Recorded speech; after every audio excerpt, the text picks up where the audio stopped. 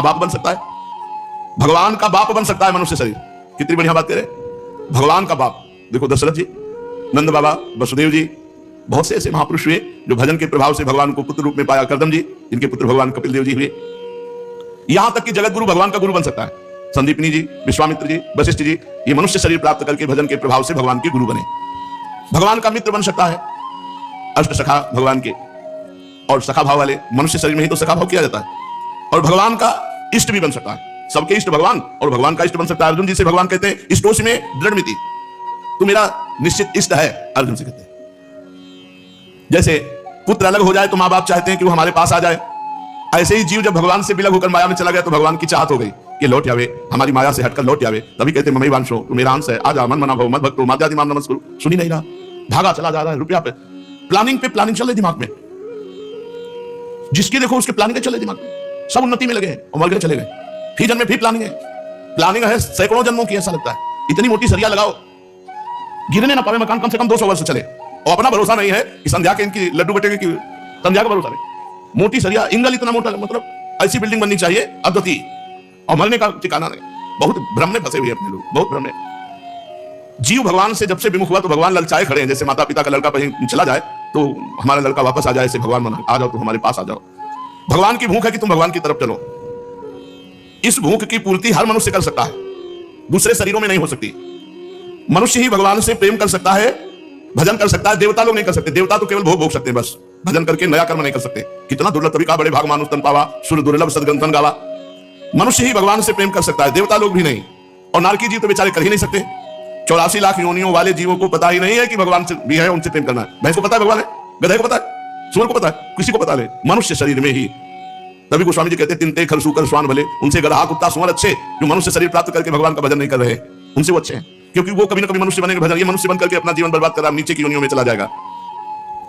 अन्य योनियों में 83,99,999 योनियों में ये निर्णयात्मक बुद्धि नहीं कि मुझे क्या करना चाहिए क्या नहीं करना चाहिए, भगवान का भजन भी करना चाहिए, भगवान की प्राप्ति करना चाहिए, ये सब नहीं है।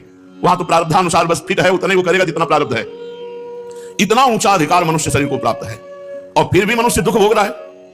बड़े भारी आश्चर्य की बात है, इतना अधिकार प्राप्त होकर मनुष्य शरीर में दुख भोग रहा है। होश ही नहीं है कि मेरे में कितनी योग्यता है। भगवान ने सबसे बड़ी योग्यता मनुष्य शरीर को दी है। ऊंचे से ऊंचा बन सकता है मनुष्य, यहां तक कि भगवान का मुकुट और मुकुट की मणि बन सकता है। मैं हूं भक्तन को दास और भगत मेरे मुकुट मणि, पग चापूं और सेज बिछाऊं नौकर बनूं हजाम, हाकूं बैल बनूं गढ़वारो बिना तनख्वाह रथवान, यही तो मेरे मन में चढ़ी भगत मेरे मुकुट मणि। आप कृपा करके मेरी बात में ध्यान दो, बड़ी विलक्षण बात कह रहा हूं कि मनुष्य शरीर में जो योग्यता है वो देवताओं में भी नहीं है। जितने भक्त हुए हैं वो सब मनुष्य योनि में ही हुए हैं, मनुष्य शरीर से भजन किए, इतने ऊंचे दर्जे के हुए, भगवान उनके चरण चापे, भगवान उनके सेवक बन गए, भगवान उनके नौकर बन गए। संसार के आदर को ही बड़ा समझते हैं, लेकिन उन मनुष्यों को देखो जिन्होंने भजन किया तो भगवान ने उनका आदर किया। भक्तों का आदर स्वयं भगवान करते हैं। कितनी विलक्षण बात है, कितना बड़ा आदर।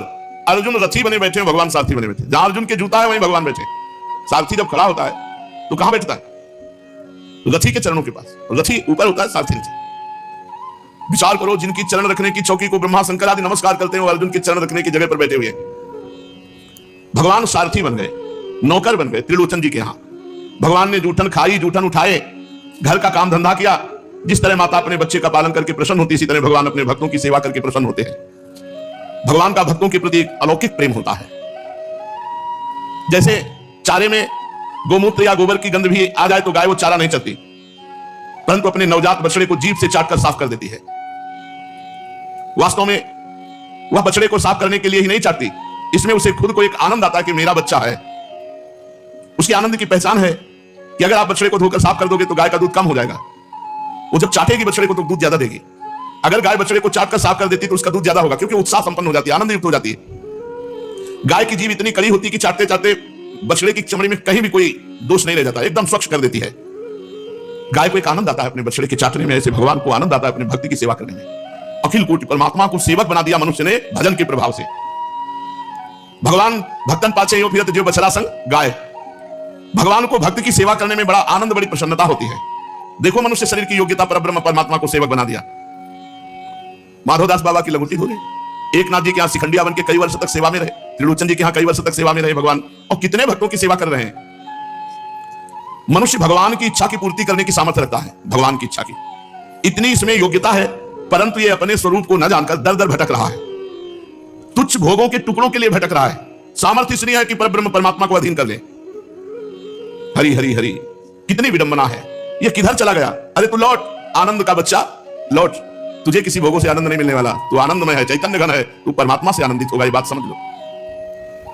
जब आनंद सिंधु को भी आनंद देने की सामर्थ्य तुम्हारे में है, तो तुम भोगों से कैसे तृप्त हो सकते हो जिनमें आनंद है ही नहीं। भगवान भक्त का सब काम उठा लेते हैं, सब काम। मल धोने से बढ़कर क्या काम हो सकता है? भगवान भक्त के लिए अपयश भी सह सकते हैं, तिरस्कार सह लेते हैं, अपमान सह लेते हैं। भगवान ने भक्तों को बहुत ऊंचा दर्जा दिया है।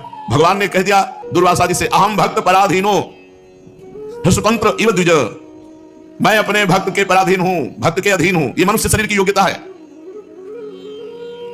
थोड़ी सी संकल्प वृत्ति कर ले तो अनंत ब्रह्मांडों की रचना कर ले, ऐसा परमात्मा और कह रहा है अहम भक्त पराधीनो।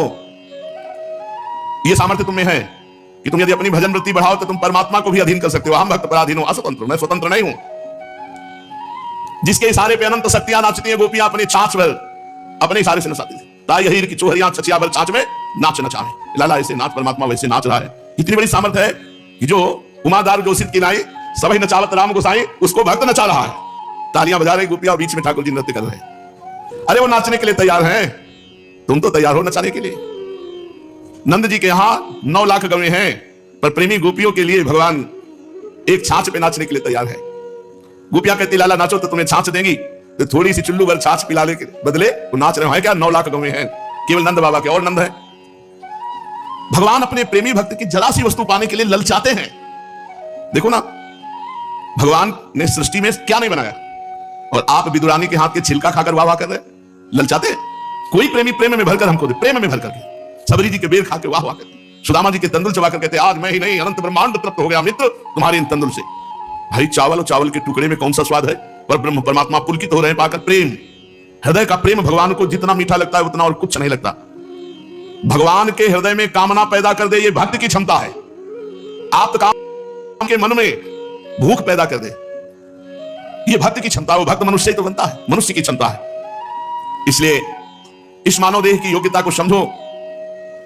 भगवान की प्राप्ति, भगवान को रिझा लेना, भगवान के निरंतर भजन में लगे रहना। देखो, किसी न किसी का तो आश्रय लेना ही पड़ेगा, बिना आश्रय के आप रह ही नहीं सकते।